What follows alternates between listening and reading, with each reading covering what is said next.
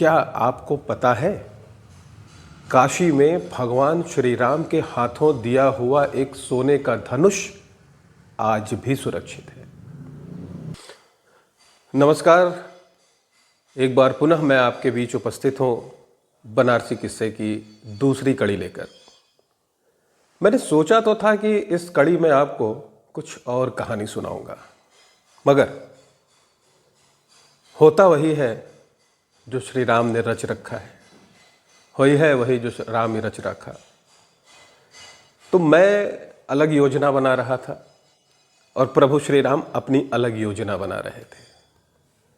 और राम तो राम है, उनकी योजना असफल हो जाए ये कैसे हो सकता है। तो सफल हुई उनकी योजना। और आज मैं अपने उस विषय को छोड़कर जो मैं आपको सुनाना चाहता था, उस विषय पर आया हूं जो प्रभु श्री राम सुनवाना चाहते हैं। इस बार मैं आपसे शुरू में ही ये पूछना चाहता हूं कि क्या आपको पता है, काशी में भगवान श्री राम के हाथों दिया हुआ एक सोने का धनुष आज भी सुरक्षित है। आपको पता है? हो सकता है पता हो, लेकिन आपने देखा है? अगर मैं देखने की बात पर आता हूं तो बहुत कम लोग हैं, इसी काशी में बहुत कम लोग हैं जिन्होंने उस स्वर्ण धनुष के दर्शन किए हैं। उस धनुष की अपनी एक अलग कथा है। दूसरी कड़ी में मैं चित्रकूट की रामलीला, जो नाटी इमली के भरत मिलाप के लिए पूरी दुनिया में विख्यात है, उसकी बात करना चाहता था। जब से यह लीला शुरू हुई है, तब से लेकर आज तक कभी ऐसा नहीं हुआ था कि चारों भाइयों का मिलन हो रहा हो और मूसलधार वर्षा हो रही हो। यह मूसलधार वर्षा सीधे जोड़ती है मेघा भगत से। अब आपके मन में यह प्रश्न उठेगा कि मेघा भगत कौन? तो मेघा भगत गोस्वामी तुलसीदास जी के परम प्रिय मित्र। चित्रकूट की रामलीला, काशी की चित्रकूट रामलीला समिति की जो रामलीला है, इस रामलीला की शुरुआत, इसकी नींव मेघा भगत ने रखी थी। और मेघा भगत भगवान श्री राम के अनन्य भक्त थे। वो काशी से पदयात्रा करते हुए अयोध्या दर्शन करने के लिए जाते थे। एक बार हुआ ये कि जब वो अयोध्या जा रहे थे तो रास्ते में चित्रकूट में उन्होंने विश्राम किया। वहीं उनकी थोड़ी तबीयत खराब हुई और जब वो अस्वस्थ हुए तो वो ये मन में सोच के दुखी होने लगे कि शरीर साथ नहीं दे रहा है, मैं प्रभु के दर्शन के लिए कैसे जाऊं। इसी चिंता में वो पड़े थे कि तभी बाल स्वरूप में भगवान श्री राम उनके पास आए। उन्होंने मेघा भगत को एक सोने का छोटा सा धनुष दिया। वो धनुष, उसका आकार जो कि आज भी लोग बताते हैं कि जब भगवान श्री राम ने मेघा भगत को वो धनुष दिया था तो उसकी लंबाई कुल अंगूठे के बराबर थी। और आज की तारीख में आश्विन शुक्ल द्वादशी की तिथि पर वर्ष में एक दिन जब उस धनुष की झांकी होती है, और जब मैंने उस धनुष के पहली बार दर्शन किए तो मैंने देखा वो धनुष तो एक बित्ते का है। मेरे मन में जिज्ञासा हुई, मैंने लोगों से पूछना शुरू किया। तो जो परिवार, मनीष वैद्य का परिवार उस धनुष की सेवा करता है, उसने बताया कि उनके पूर्वजों को जब मेघा भगत जी ने यह धनुष सेवा के लिए दिया था तब ये अंगूठे भर का ही था। और शनै शनै यानी 483 साल में वो एक बित्ते का हो चुका है। ये उस धनुष का चमत्कार है। उस धनुष के साथ भगवान श्री राम ने एक तुबड़ी, जिसे कमंडल कहते हैं, वो और एक छोटी सी खड़ाऊ दी थी। कमंडल और खड़ाऊ आज भी उसी आकार में है, मगर धनुष की आकृति लगातार बढ़ रही है। ये एक पक्ष है इस बात का। इसी से जुड़ी दूसरी एक और कथा है। वो कथा ये है कि भगवान के दर्शन के लिए जब मेघा भगत अयोध्या गए, सरयू तट पर स्नान करने गए थे, तो दो बालक आए और उन दो बालकों ने धनुष, बाण और तुबड़ी और खड़ाऊ मेघा भगत को दी कि आप इसकी रक्षा करिए, हम अभी आते हैं और आपसे ले लेंगे। मेघा भगत सुबह से शाम तक सरयू के तट पर प्रतीक्षा करते रहे, मगर वह धनुष लेने के लिए दोनों बालक लौटे नहीं। अब मेघा भगत की चिंता बढ़ती गई कि मैं इसका करूं तो क्या करूं। उसी रात मेघा भगत को स्वप्न आता है कि धनुष तुम लेकर काशी जाओ, काशी में अमुक परिवार है, उस परिवार की जिम्मेदारी में यह धनुष रखो और रामलीला की शुरुआत करो। मैं हर बार भरत मिलाप की लीला में आऊंगा। यह स्वप्न जिस रात मेघा भगत को आया, उसी रात वैद्य परिवार के एक सदस्य को भी स्वप्न आता है कि तुम्हारी सामग्री मेघा भगत को मैंने दे दी है और जल्द ही वो सामग्री तुम्हारे पास ले आएंगे, उसकी सेवा करना तुम्हारे परिवार का परम दायित्व है। मेघा भगत अगले दिन जब वापसी की यात्रा पर चले और काशी पहुंचे, तो उन्होंने वो धनुष, बाण सहित धनुष वैद्य परिवार को सौंप दिया। तब से वैद्य परिवार उसकी सेवा कर रहा है। अब इस कहानी में ट्विस्ट यहां पर आता है। होता यह है कि जिस समय स्वप्न में भगवान मेघा भगत को यह निर्देश देते हैं कि यह धनुष बाण लेकर काशी जाओ, अमुक परिवार की सुपुर्दगी में दे दो, उसी समय भगवान दो वरदान देते हैं मेघा भगत को। दो वरदान, और दो वरदान में से एक वरदान यह है पहला कि एक कालखंड तक मैं सूर्य की रोशनी के रूप में लीला स्थल पर उपस्थित रहूंगा। जब काशी आकर मेघा भगत ने रामलीला शुरू की और तमाम प्रसंग होने के बाद भरत मिलाप का प्रसंग आया, तो नाटी इमली का मौजूदा स्थल जहां भगवान गले मिलते हैं, उसी स्थल पर लीला के दौरान मेघा भगत को दोबारा भगवान श्री राम के दर्शन हुए। और जिस क्षण उन्होंने दोबारा दर्शन किए प्रभु के, उसी स्थान पर उन्होंने अपने शरीर का परित्याग कर दिया। अब जो कहानी है, जो ट्विस्ट है, वो ये पहले वरदान की कि मैं सूर्य की किरण के रूप में लीला स्थल पर मौजूद रहूंगा। और इसका प्रमाण भी मिल गया जब मेघा भगत को भगवान के उसी लीला स्थल पर दर्शन हुए। दूसरा जो वरदान था, वो वरदान ये था कि एक निश्चित काल खंड के बाद मैं वर्षा रूप में आऊंगा। तो 3 अक्टूबर को, यानी आश्विन शुक्ल एकादशी विजयादशमी के अगले दिन, इस बार जब भरत मिलाप की लीला हुई, 483वीं भरत मिलाप की लीला, तब एक अजूबा घटा। अजूबा क्या था कि पिछले 80 साल से लेकर और 50 साल तक लगातार जो लोग भरत मिलाप की इस लीला के साक्षी बनते आ रहे हैं, मैंने उन सब से बात की। उनमें से किसी को यह याद नहीं आया कि इसके पहले कभी भी भगवान के मिलन के समय वर्षा हुई हो। लोगों ने यह बताया कि बहुत मौसम खराब था, आंधी थी, तूफान था, मूसलधार बारिश थी, मगर 4 बजने के बाद 4:40 का समय निर्दिष्ट है चारों भाइयों के मिलन का। 4 बजे के बाद मौसम साफ होना शुरू हो जाता था और जिस क्षण चारों भाइयों का मिलन होता था, किसी न किसी रूप में, किसी न किसी तरह से पश्चिम से सूर्य नारायण झांकने लगते थे। उनकी किरणें चारों भाइयों पर मिलते समय पड़ती थी। ये इस लीला की सबसे बड़ी विशेषता है जो इसको विश्व विख्यात बनाती है। और इस 5 मिनट की लीला के लिए 5 लाख लोग जुट जाते थे। 3 अक्टूबर 2025 को क्या हुआ? 3 अक्टूबर 2025 को वो हुआ जो इसके पहले कभी नहीं हुआ था।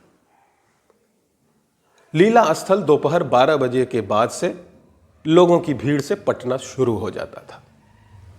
दोपहर 3 बजे तक स्थिति यह होती थी कि लीला स्थल पर तिल रखने की भी जगह नहीं होती थी। मगर इस बार दोपहर के 3 बजे संपूर्ण लीला स्थल, जो मैदान है नाटी इमली का, उस मैदान के एक हिस्से में जिसको बैरिकेड करके महिलाओं के लिए आरक्षित कर दिया जाता है, उस हिस्से में सिर्फ एक महिला खड़ी दिखी।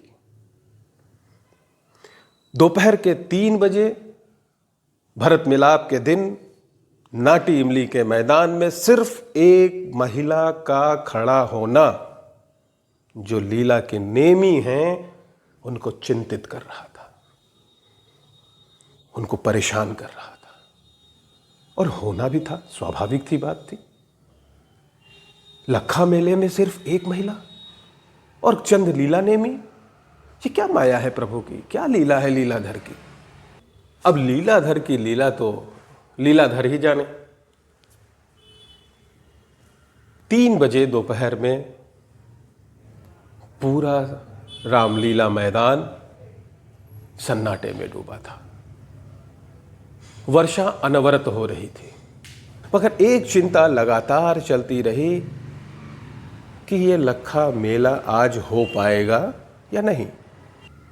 आप यकीन नहीं करेंगे कि दोपहर 3:30 बजे के बाद जिस तरह से दृश्य परिवर्तन हुआ,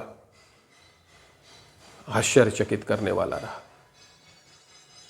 3:30 बजे के आसपास एक बार पुनः मूसलधार वर्षा शुरू हो गई। और मूसलधार वर्षा भी ऐसी कि उसकी बूंदें रेनकोट पहने होने के बाद भी शरीर पर गिरने का आभास करा रही थी, हल्की हल्की चोट पहुंचा रही थी। अब जो दृश्य बदलने शुरू हुए उसकी स्थिति क्या थी? होता क्या है कि नंदीग्राम से भक्त हनुमान अयोध्या जाते हैं यह सूचना लेकर कि प्रभु श्री राम नंदीग्राम पधार चुके हैं। जब ये जो मार्ग है लीला स्थल, चित्रकूट से जब हनुमान जी चलते हैं और अयोध्या की ओर बढ़ते हैं तो बीच में नाटी इमली का भरत मिलाप का मैदान आता है। भक्त हनुमान उसी मैदान से तिरछे निकलकर पश्चिम और दक्षिण के द्वार से, पश्चिमी दक्षिणी कोने पर जो द्वार है वहां से प्रवेश करते हैं और पूर्वी उत्तरी कोने से जो द्वार है वहां से निकास करते हैं। इधर भक्त हनुमान अयोध्या जाने के लिए लीला स्थल पर प्रवेश कर रहे हैं और उधर से सैकड़ों महिलाएं अचानक छाता लिए हुए लीला स्थल पर प्रवेश कर रही हैं। इधर प्रभु का संदेशा जा रहा है, उधर से भक्त आ रहे हैं। उनके वापस आने तक पूरा परिदृश्य बदल चुका था। करीब पौन घंटे पहले जो मैदान सूना सन्नाटा खाली दिख रहा था, लोगों की भीड़ से भर चुका था। यह तय बात है कि लाख लोग नहीं थे, लखा मेला के स्वरूप के अनुसार लोग नहीं थे, मगर जो विकट परिस्थितियां बनी थी मौसम के कारण, उसको देखते हुए लोगों ने जरूरी से जरूरी काम अपने छोड़ दिए थे। ऐसी स्थिति में लीला स्थल पर हजारों लोगों की भीड़ हो चुकी थी।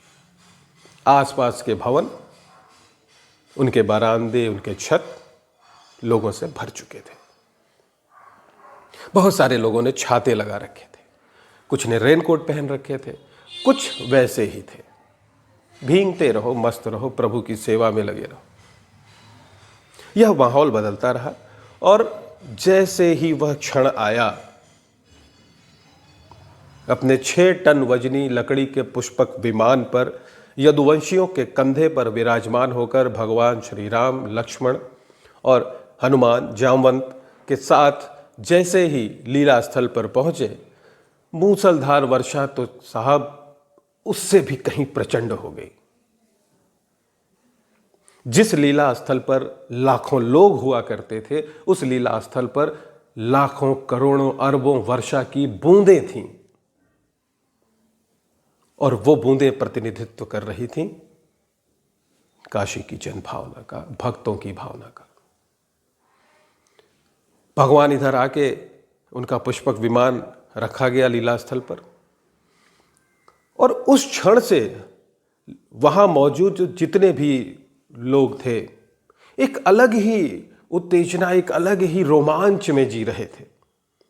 उसका उदाहरण मैं आपको एक छोटे से वीडियो से दिखाऊंगा।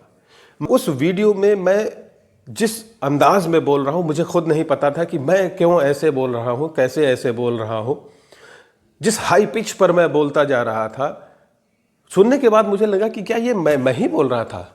इतनी उत्तेजना, इतना रोमांच। तो वो वीडियो मैं आपको दिखाऊंगा छोटा सा, जिसमें भगवान का रथ आ रहा है, रखा जा रहा है, और वहां वर्षा के दौरान वहां का माहौल क्या है। और जिस तरह से, जिस अति उत्साह से मैं बोल रहा था, वैसा कभी मैंने अपने किसी भी वीडियो को रिकॉर्ड करते समय उस तरह की कमेंट्री नहीं की थी। तो वो सिर्फ मेरी ही मनस्थिति नहीं थी वैसी।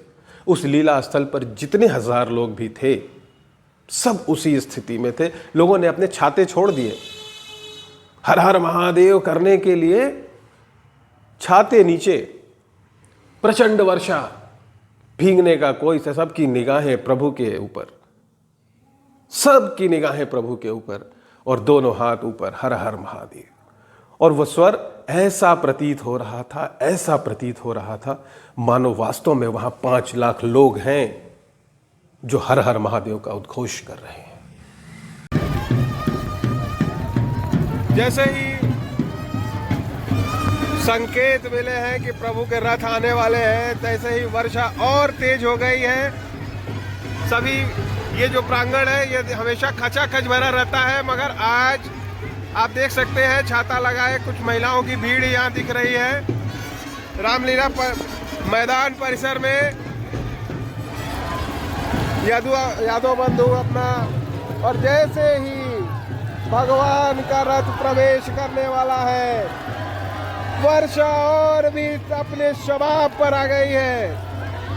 पूरे जोर शोर के साथ वर्षा हो रही है। भगवान का रथ किसी भी क्षण यहाँ आ सकता है। आप देख सकते हैं यदुवंशियों का उत्साह।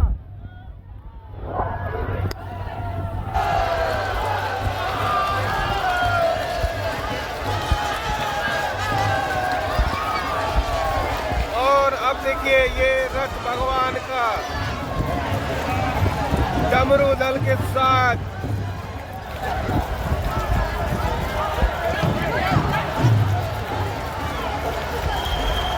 किसी भी क्षण आपको भगवान के दर्शन हो जाएंगे।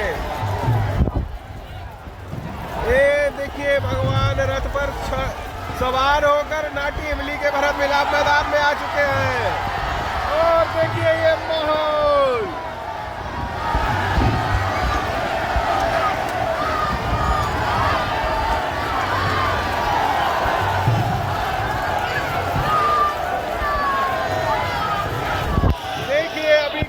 पहले तक यहाँ क्या नजारा था और अब क्या दृश्यावली उत्पन्न हो चुकी है। भगवान के रथ को रखा जा रहा है।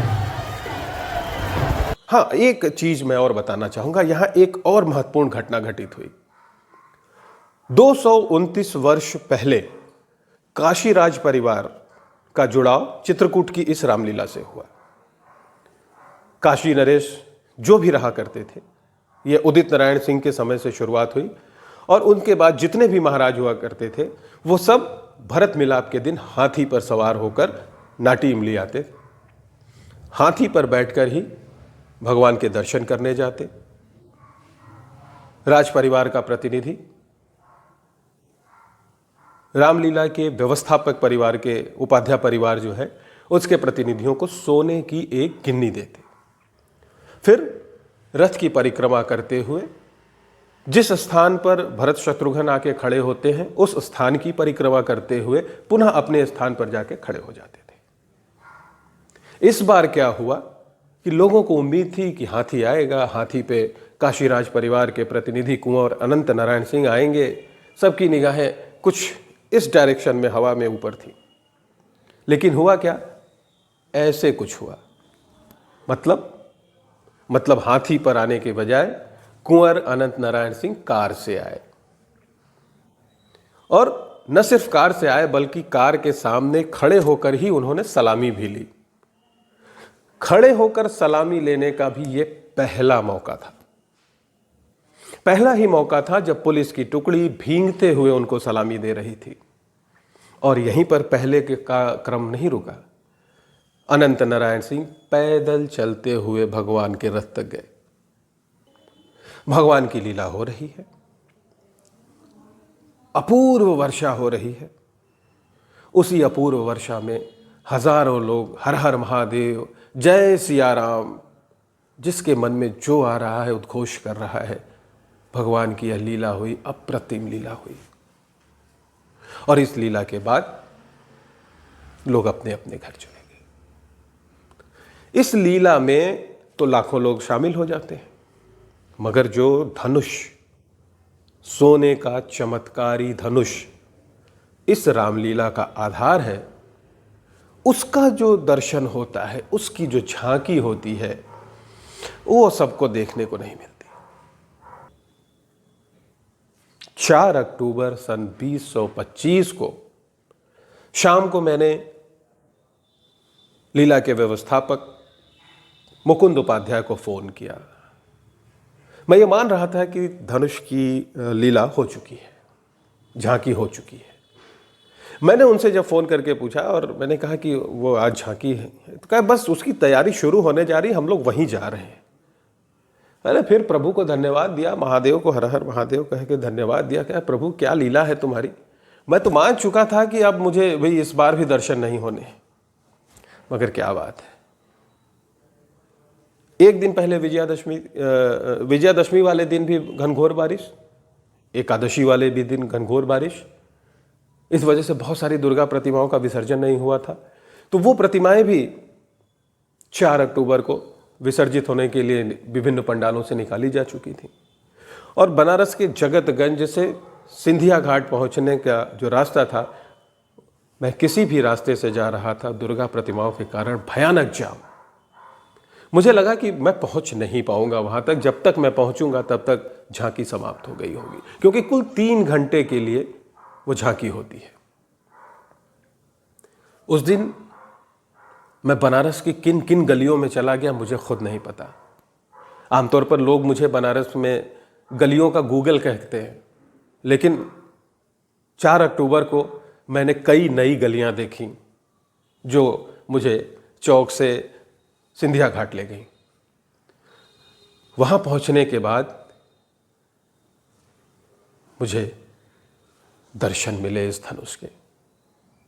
ये धनुष एक बहुत ही पवित्र सिंहासन पर रखा हुआ है। वो सिंहासन जो है वो 2 मंजिले का सिंहासन है। ऊपरी मंजिल पर धनुष रखा है और उसके ठीक नीचे वाले हिस्से में वो तुबड़ी जो भगवान ने दी थी, कमंडल, और इतने बड़े बड़े छोटे छोटे 2 चांदी के खड़ाऊ। वो धनुष, वो तुबड़ी और वो खड़ाऊ, उनको देखने के बाद जैसे सम्मोहन सा हो गया। मेरे अगल बगल क्या चल रहा है, कौन क्या कर रहा है, कौन किसका इंटरव्यू ले रहा है, कौन किसको क्या बता रहा है, कौन प्रसाद ले रहा है, कौन प्रसाद दे रहा है, किसी चीज़ से मुझे जैसे कुछ हो ही नहीं रहा है। मैं शून्य में हूं और मैं बस अपलक उस धनुष को निहारे जा रहा था। एक ऐसी भावना मन में आ रही थी जैसे प्रभु स्वयं मुझे उस धनुष में दिख रहे हैं। मैंने वैद्य परिवार के जो मुखिया हैं अभी, मनीष जी, मैंने उनसे निवेदन किया कि क्या मैं करीब से धनुष के दर्शन कर सकता हूं। उसके बाद उन्होंने चित्रकूट रामलीला समिति के जो श्रृंगारिया हैं संजू गुजराती जी, उनको बुलाया, कुछ इशारा किया और संजू गुजराती जी ने वो इस गेट ऐसे बना हुआ है, उस गेट के एक ऐसा बांस लगा हुआ था, उन्होंने एक हाथ से ऐसे ऊपर किया और मुझे कहा कि आप नीचे से चले जाइए। बता रहा हूं कि जिस क्षण मैं उस कक्ष में पहुंचा हूं, क्यों क्या हुआ मैं नहीं जानता, मैं रोने लगा। कुछ मिनट बाद मैंने स्वयं को नियंत्रित किया, मैंने अपने मोबाइल को निकाला, कैमरा ऑन किया और बड़े ही याचक भाव से मैं उस धनुष की वीडियो बनाने लगा। धनुष का वीडियो बनाते बनाते अचानक मेरी नजर गई तो मैं देख रहा हूं कि उस कक्ष में जहां धनुष रखा हुआ है और उसके ठीक बगल वाले कक्ष में जहां पंचस्वरूप यानी भगवान श्री राम, लक्ष्मण जी, भरत, शत्रुघ्न, माता सीता, भक्त हनुमान के साथ बैठकर दर्शन दे रहे हैं, वो दर्शन भी हो रहा है। अब आप सोचिए, यहां इस जगह पर भगवान का सिंहासन है जिस पर उनका स्वर्ण चमत्कारी धनुष रखा हुआ है, और जब मैं ऐसे देख रहा हूं तो उस धनुष के साथ साथ मुझे प्रभु के स्वरूप दिख रहे हैं सामने। ये जो दुर्लभ दर्शन था, क्या कहूं, शब्द नहीं है इसके लिए मेरे पास। लेकिन हां, ये धनुष, ये वर्षा, सूर्य नारायण का ना निकलना, तीनों आपस में जुड़े हुए हैं और इतने करीब से जुड़े हुए हैं कि सबकी प्रासंगिकता लगातार बनी हुई है। 3 अक्टूबर सन 2025 को नाटी इमली के मैदान में जिस वक्त लीला हो रही थी, घटाटोप अंधेरा हो गया था। बादल इतने घनघोर कि हाथ को हाथ नहीं सूझ रहे थे। आप सोचिए, उस स्थिति में प्रकाश होता रहे इसलिए आकाशीय बिजली लगातार चमक रही थी। लीला के 5 मिनट की कुल जो ये लीला है, इसके आखिरी 84 सेकंड बहुत महत्वपूर्ण होते हैं। ये 84 सेकंड की लीला में भगवान श्री राम और लक्ष्मण 84 कदम दूर सामने के मंच पर लेटे हुए भरत और शत्रुघ्न के पास जाते हैं। 84 क्षण, 84 कदम, ये कहीं ना कहीं से 84 लाख योनियों का प्रतिनिधित्व करते हैं। उन 84 क्षणों में, उन 84 सेकेंडों में लगातार आकाशीय बिजली चमक रही थी और बादलों की ओट से गर्जना हो रही थी। बारिश के कारण महताबी नहीं जल सकती थी, रोशनी का जिम्मा आकाशीय बिजली ने उठा लिया। डमरू का निनाद करने की परंपरा सदियों से है वहां। सैकड़ों युवक डमरू लिए मैदान में मौजूद थे, मगर सबके डमरू भीग चुके थे, इसलिए डमरू से निनाद संभव नहीं था। तो फिर निनाद हुआ कैसे? पुरुष यानी भगवान शिव, पुरुष ने स्वयं प्रकृति से डमरू का निनाद गर्जना के रूप में कराया। बादलों की जो गर्जना हो रही थी वो डमरू के निनाद जैसा आभास दे रही थी। तो भगवान की लीला में भगवान ही सहायक बने, और जब प्रचंड वर्षा के बीच लीला पूर्ण हुई तो लीला से जुड़े नेमियों ने, नेमी वे होते हैं जो किसी भी मंदिर में, किसी भी धार्मिक स्थान पर नियमित जाते हैं, और इस रामलीला के नेमी तो खानदानी हैं साहब। कोई 8 पीढ़ियों से, कोई 10 पीढ़ियों से लगातार इस लीला का हिस्सा बन रहा है। तो इन नेमियों से जब मैंने बातचीत की तो सब ने एक स्वर में कहा कि लगता है मेघा भगत को भगवान द्वारा दिया गया वरदान, दूसरा वरदान अब सच होने वाला है। तो मुझे लगा कि वास्तव में 3 अक्टूबर को नाटी इमली के भरत मिलाप के दौरान एक बहुत बड़े परिवर्तन का संकेत ईश्वर ने दिया है। भगवान राम ने जो 2 वरदान मेघा भगत को दिए थे, एक निश्चित कालखंड तक सूर्य की किरण के रूप में वो आएंगे और उसके बाद वर्षा के रूप में आएंगे। ये पहला अवसर था 482 साल पुरानी रामलीला का 483वां भरत मिलाप, और उसमें भी ये पहला अवसर जब देवराज इंद्र ने स्वयं चारों भाइयों का अभिषेक किया। और कि चमत्कारों की जो धरती है ये काशी, इसमें कितने कितने चमत्कार अब भी पड़े हैं, हम वहां तक पहुंच नहीं पाते। इसकी 2 वजह है। या तो हम उसके योग्य नहीं हैं, क्योंकि ईश्वरीय कृपा सब पर नहीं होती, जो उसके पात्र होते हैं, जो उसके योग्य होते हैं, उन्हीं पर होती है। और दूसरी वजह यह कि जिज्ञासा का न होना।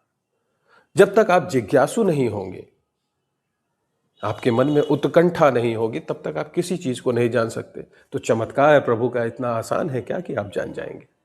नहीं जान पाएंगे। तो मैं एक और आपको चमत्कारिक बात बताता हूं। सिंधिया घाट के पास जहां संकटा जी का मंदिर है, आत्मा विश्वेश्वर जी का मंदिर है। आत्मा विश्वेश्वर काशी विश्वनाथ की आत्मा माने गए हैं। इसकी भी कहानी मैं कभी सुनाऊंगा आपको।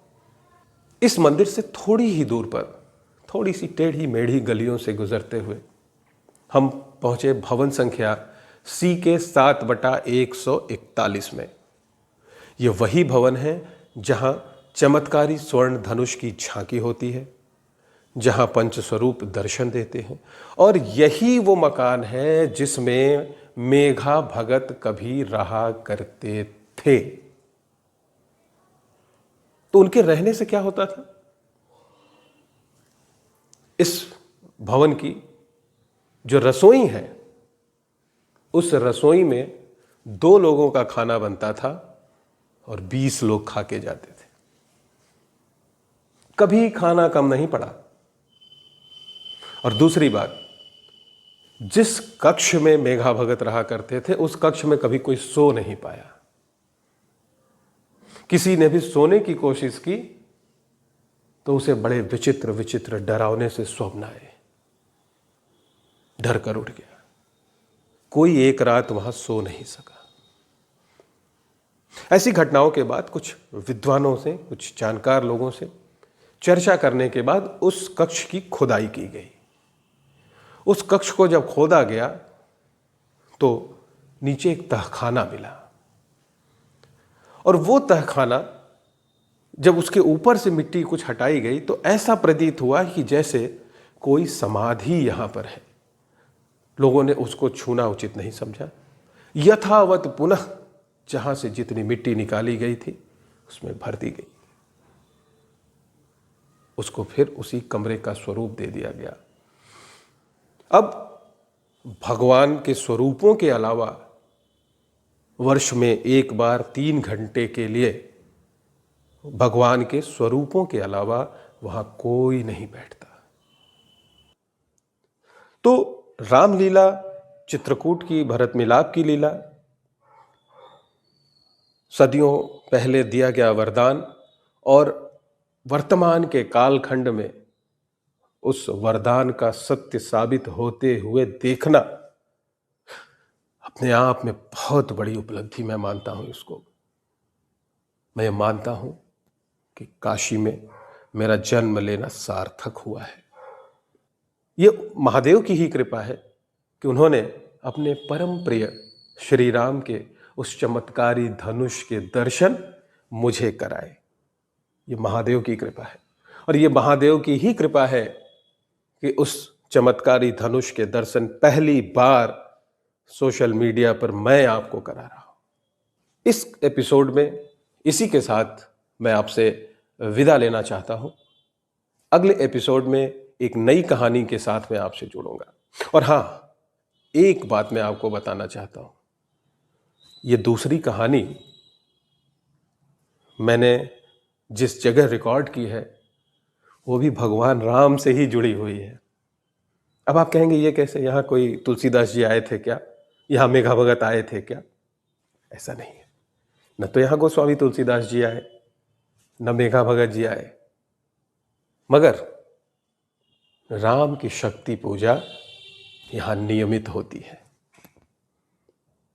अब आप कहेंगे राम की शक्ति पूजा नियमित क्यों होती है? तो साहब, ये काशी की अंतरराष्ट्रीय स्तर की रंग संस्था रूपवाणी का स्टूडियो है। और रूपवाणी पूरे दुनिया में राम की शक्ति पूजा के लिए जाना जाता है। इनकी यह जो नृत्य नाटिका है, पता नहीं दुनिया के कितने देशों में लोग इसको देख चुके हैं, सराह चुके हैं। उसका पूर्वाभ्यास इसी स्टूडियो में किया जाता है।